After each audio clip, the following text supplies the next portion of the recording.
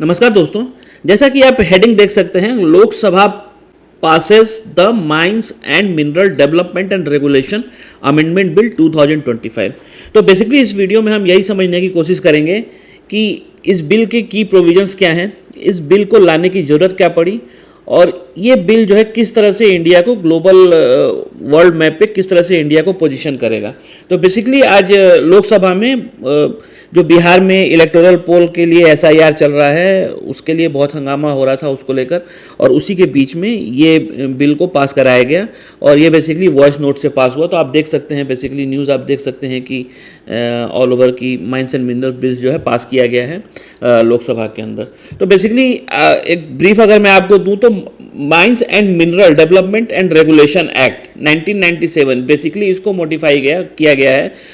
इसमें चेंजेस लाए गए हैं। इसको एमएमडीआर एक्ट भी कहते हैं। 1957 में लाया गया था और बेसिकली इसको चेंज करके mines and mineral development and regulation amendment bill कहा गया 2025 का। ठीक है, तो इसका मेन फोकस यही था कि ये जो हमारे माइनिंग के रूल्स एंड रेगुलेशंस हैं उसके अंदर किस तरह से प्रोविजंस को चेंज किया जाए ताकि आज की डेट में या आज के रिक्वायरमेंट के हिसाब से हम माइंस का एलोकेशन कर सकें या मिनरल का एक्सप्लोरेशन कर सकें। तो आप देखेंगे कि ऑल ओवर वर्ल्ड में लिथियम हो गया, रेयर अर्थ मटेरियल्स हो गए, इन सब चीज़ों के अंदर किस तरह से डेवलपमेंट आ रहा है। और हमारे यहाँ जो प्रोविजंस हैं ये ओल्ड प्रोविजंस हैं जो इन मिनरल के एक्सप्लोरेशन में बहुत ही ज़्यादा बाधा थे। तो इसको एड्रेस करने के लिए गवर्नमेंट ने इस पर्टिकुलर बिल को पास किया है आज लोकसभा के अंदर। और ये पहली बार नहीं है, ये 2015 में एक बार, 2020 में, 2021 में, मतलब पहले भी 2-3 बार इसमें चेंज हो चुका है। बट जो इसका मेन एस्पेक्ट था वो बेसिकली, जैसे मैं आपको बोला ना कि critical mineral deep seated mining और मिनरल ट्रेडिंग को लेके जो प्रोविजंस थे वो पहले के बिल में नहीं थे। उन्हीं चीज़ों को नया ऐड करने के लिए और जो लकुनास थे उनको एड्रेस करने के लिए इस बिल को लाया गया है। तो जैसा हम कहते हैं कि इसकी ज़रूरत क्यों थी, तो आप देखेंगे कि हमारे वर्ल्ड में दिन पर दिन इलेक्ट्रिक व्हीकल का यूज़ बढ़ता जा रहा है। वैसे ही रिन्यूएबल एनर्जी जैसे कि सोलर एनर्जी हो गया, विंड एनर्जी हो गया। अब मान लीजिए हम सोलर एनर्जी से बिजली पैदा तो कर रहे हैं बट उसको स्टोर करने के लिए भी हमको चाहिए। गाड़ी चल तो रही है लेकिन उसको स्टोर करने के लिए, इलेक्ट्रिसिटी स्टोर करने के लिए भी हमको चाहिए। तो इन सब मिनरल्स के लिए बेसिकली क्या है, लिथियम हो गया, कोबाल्ट हो गया, निकिल हो गया, ग्रेफाइट हो गया, ये सारे एलिमेंट्स क्रिटिकल मिनरल्स जो हैं रिक्वायरमेंट होते हैं। और इसका बेसिकली ये एस्टिमेशन है कि by 2030 it going to quarter, मतलब आप समझ लीजिए कि 5 साल के अंदर ये 2 गुना भी नहीं होगा, 3 गुना भी नहीं होगा, 4 गुना इसका डिमांड बढ़ जाएगा। और हालत तो इतनी बुरी है कि आप ये देखेंगे कि लिथियम जो कि बेसिकली रिन्यूएबल एनर्जी या इलेक्ट्रिक व्हीकल के लिए एक बहुत ही इंपॉर्टेंट कंपोनेंट है, उसका 100% इंपोर्ट जो है इंडिया करता है। कहाँ से करता है? ऑस्ट्रेलिया से करता है, चाइना से करता है, अर्जेंटीना से करता है। वैसे ही कोबाल्ट, इसका 90% इंपोर्ट जो है कॉन्गो से होता है और वो भी वाया चाइना होता है। चाइना में पहले जाता है, वहाँ रिफाइन होता है, then it came to India. ठीक है, तो पहला तो प्रॉब्लम ये था।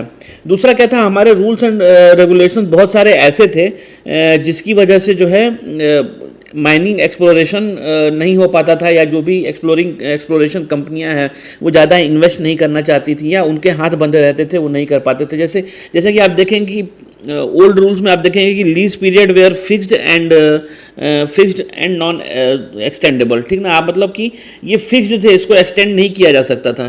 ठीक है, मतलब अगर मैं आपको एक्सप्लेन करूं इसको, तो जैसे लीज पीरियड फिक्स था, उसका कहने का मतलब ये है कि पहले क्या था, 50 साल तक का आपको जो है ग्रांट मिलता था माइनिंग के लिए जो माइन है वो आपको 50 साल के लिए मिलती थी। ठीक है, या किसी केस में शॉर्टर टर्म के लिए मिलती थी। और एक बार वो एक्सपायर हो गया तो फिर उसका रिन्यूअल नहीं होता था या एक्सटेंशन नहीं होता था, फिर आपको फ्रेश ऑक्शन करना पड़ता था। और उस फ्रेश ऑक्शन में फिर जो है गवर्नमेंट को जो फीस लगेगी या जो भी ड्यू प्रोसीजर्स हैं वो करने के बाद आपको वो माइनिंग मिलती थी। तो ये बेसिकली क्या है, बहुत ही हेक्टिक और लेंदी पेपर वर्क हो जाता है। उसकी वजह से बहुत सारी दिक्कतें आती थी। दूसरा आप देखेंगे तो इसमें एक्सप्लोरेशन बाउंड्री जिसकी बहुत ही रिगिड थी। इसका मतलब क्या है, इसका मतलब ये है कि सपोज लीज ग्रांट हो गया है, ठीक है, और आपको एक पर्टिकुलर मिनरल के लिए वो माइन मिली हुई है और आप उसके अंदर माइनिंग कर रहे हैं, बट उसमें आपको एक कंडीशन है कि 200 मीटर से नीचे आप नहीं जा सकते, उससे ज़्यादा एक्सप्लोरेशन, उससे ज़्यादा नीचे आप किसी भी मिनरल का एक्सप्लोरेशन नहीं कर सकते। और दूसरा क्या था कि सपोज़ आपको कोई मिनरल मिल गया तो फिर उसके ब्यूरोक्रेटिक प्रोसेस बहुत ज़्यादा थे, डीप माइनिंग के इन्वेस्टमेंट बहुत ज़्यादा थे, उसमें उनको रिटर्न्स बहुत कम मिलते थे, तो इसकी वजह से ये एक्सप्लोरेशन उससे ज़्यादा हो नहीं सकता था।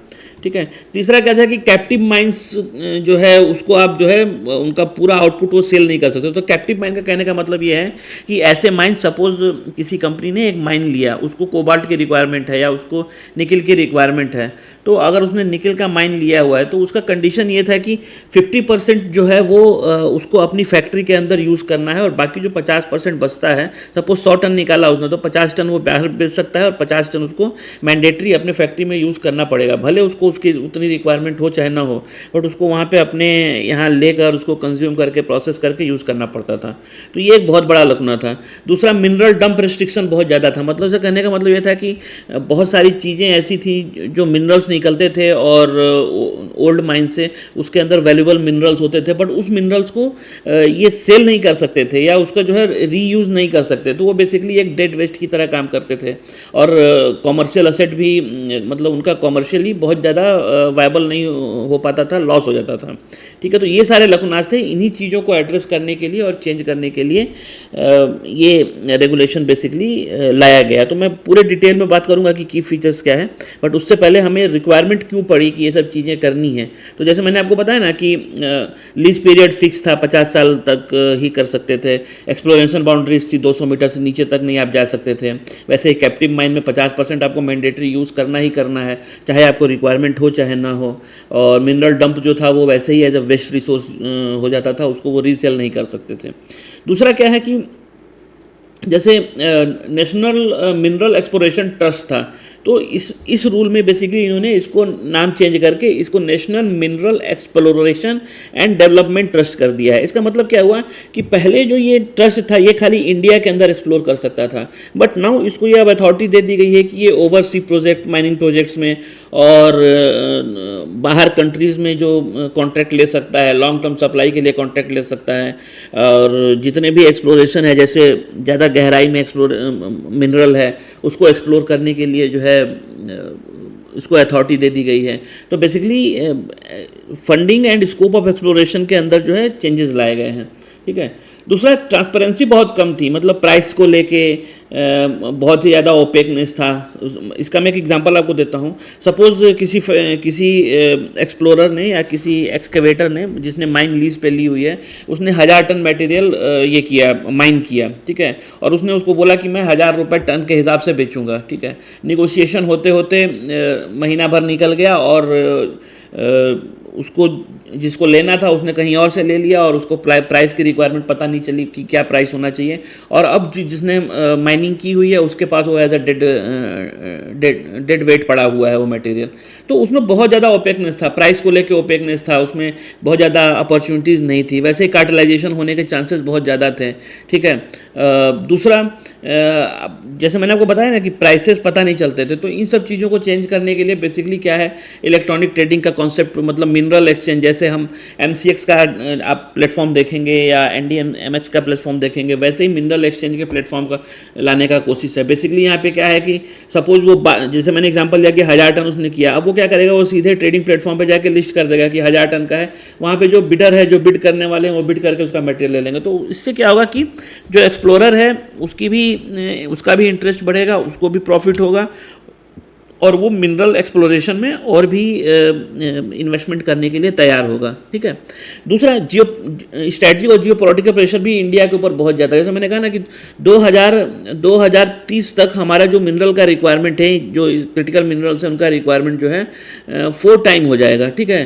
तो उसका एक तो ये कंसर्न है। दूसरा क्या है कि बहुत सारी कंट्री जैसे US हो गया, यूरोपियन यूनियन हो गया, जापान हो गया, ये सारी कंट्रीज़ अपने अपने सप्लाई चेन को बनाने की कोशिश में लगे हुए हैं। अच्छे से कारण क्या है, जैसे चाइना है, चाइना बेसिकली क्या है, रेयर अर्थ मटेरियल्स या मिनरल में डोमिनेट करता है। मतलब आप समझ लीजिए कि वर्ल्ड का 80-85%, 90% जो है चाइना के थ्रू होकर जाता है।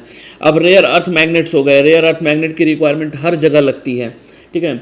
अब चाइना के ऊपर कभी भी जियो पॉलिटिकल प्रेशर आता है तो वो लोगों का दिमाग डाइवर्ट करने के लिए ये इन सब चीज़ों की सप्लाई जो है रेस्ट्रिक्ट कर देता है, कोटा बेस बांध देता है, अपने इंजीनियर्स नहीं भेजता है, तो वो क्या है, इसको as a geo political leverage use करता है। तो उसके चक्कर में यूरोपियन यूनियन हो गया, यूएस हो गया, जापान हो गया, साथ में इंडिया भी है, ये अब अपना खुद का क्रिटिकल मिनरल सप्लाई चेन बनाना चाहते हैं, और उसका प्रेशर जो है बहुत ज़्यादा है, क्योंकि जो भी इसके अंदर लैग करेगा, पीछे रह जाएगा, वो फिर क्योंकि ये फ्यूचर्स के मिनरल हैं, अगर आपके पास ये सब चीज़ें नहीं हैं तो आप जो है मार्केट को लीड नहीं कर सकते, डोमिनेट नहीं कर सकते, आपका अपने प्राइस पॉइंट पे आप बात नहीं कर सकते, ठीक है।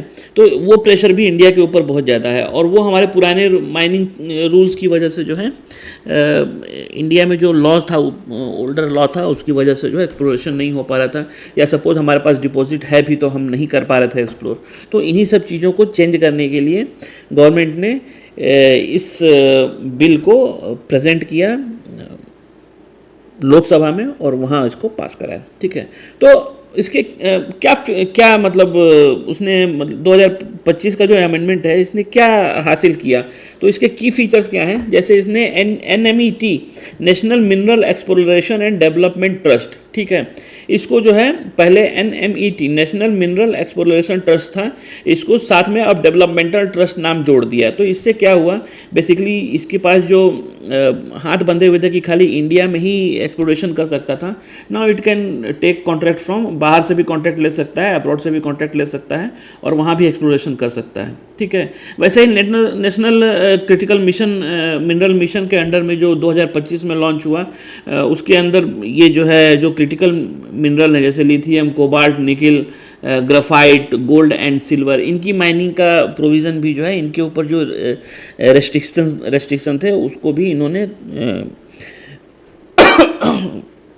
उसमें भी गवर्नमेंट ने लेवरेज दिया है कंपनीज को, ठीक है। वैसे ही जैसे मैंने बताया कि मिनरल डंप होता था, आपके पास जो आपने माइनिंग की है और जो मटेरियल पीछे बचा हुआ है आप उसको एज अ डंप रखे हुए हैं अपने पास, और आपके पास आपको मैंडेटरी है कि आप 50% आपको अपनी फैक्ट्री में यूज़ करना ही है ना। अब ऐसा हो गया कि आप पूरा का पूरा आप चाहे तो अपने यहाँ यूज़ करिए, आप चाहे तो उसको बाहर भी बेच सकते हैं, ठीक है। वैसे ही लीज का एक्सपेंशन भी इन्होंने बढ़ा दिया, डेप्थ का बढ़ा दिया इन्होंने कि 2000 मीटर से ज़्यादा डीप में भी आप जो एक्सप्लोरेशन कर सकते हैं। दूसरा इन्होंने ये कर दिया कि आपको सपोज आपको निकल के लिए दिया हुआ है और वहाँ पे लिथियम निकल आया, तो आपको रिन्यूअल नहीं करना है, आप जो है उसी लाइसेंस के अंदर एक्सप्लोर कर सकते हैं, और जो भी पेपर वर्क होगा उसको करके you can continue your exploration, ठीक है। दूसरा मिनरल एक्सचेंज बनाने का प्रोविज़न है, जहाँ पे जो भी एक्सप्लोरर है या जो भी एक्सकेवेटर है या जो भी माइनिंग का कॉन्ट्रैक्ट लेते हैं या माइंस लेते हैं लीज पे, वो अपनी प्राइस को वहाँ पे लीज आउट करके वहाँ पे प्राइस को लिस्ट करके मिनरल एक्सचेंज से बेटर प्राइस पा सकते हैं, और उनको उससे फ़ायदा होगा, गवर्नमेंट को भी उससे फ़ायदा होगा, फीस आएगा और बेटर प्राइस मिलेगा जो माइनिंग कॉन्ट्रैक्टर्स हैं उनको, ठीक है। अच्छा, इससे इंडिया को क्या फ़ायदा है। इंडिया को बेसिकली हमारा जो रिसोर्स सप्लाई है वो सिक्योर हो जाएगा। मतलब आज की डेट में जैसे मैंने बताया ना कि लिथियम 100% हम ले रहे हैं चाइना से या बाहर के इंपोर्ट कर रहे हैं, वैसे ही जो है निकिल हम लोग इंपोर्ट कर रहे हैं। तो हमारे पास जब ये मिनरल होंगे तो हमारा सप्लाई जो है इंश्योर हो जाएगा कि अप टू सर्टेन लिमिट हम अपनी सप्लाई को जो है मेंटेन कर सकते हैं। अच्छा, रेवेन्यू सोर्स भी बढ़ जाएगा, क्योंकि अगर मान लीजिए जितना ज़्यादा माइनिंग होगी उतनी ज़्यादा रॉयल्टी आएगी, हमको इंपोर्ट के ऊपर कम से कम डिपेंड रहना पड़ेगा। दूसरा, हम अगर जैसे चाइना है अपना लेवरेज यूज़ करता है क्रिटिकल मिनरल्स को लेके या रेयर अर्थ मिनरल्स को लेके, अगर इंडिया अपनी पोजीशन बना पाता है तो उसके पास भी ये जियोपॉलिटिकल लेवरेज गेन हो सकता है, मिल सकता है, ठीक है। सो अब नेक्स्ट क्या है, मतलब इसके बाद क्या होगा। बिल लोकसभा में पास हो गया तो लोकसभा में पास होने के बाद अब ये बिल राज्यसभा में जाएगा, वहाँ पे डिस्कशन होगा, या हो सकता है कि वॉइस नोट से ही वहाँ पे भी पास हो जाए, एंड देन ये प्रेसिडेंट के पास असेंट के लिए जाएगा, और उनके पास साइन होने के बाद it will become a law. तो दोस्तों यही अपडेट था national mines and mineral development and regulation amendment bill 2025। सो ये वीडियो आपको कैसा लगा। अगर ये वीडियो आपको अच्छा लगा, इन्फॉर्मेटिव लगा, तो please like and subscribe. We will meet in next video. Thank you very much.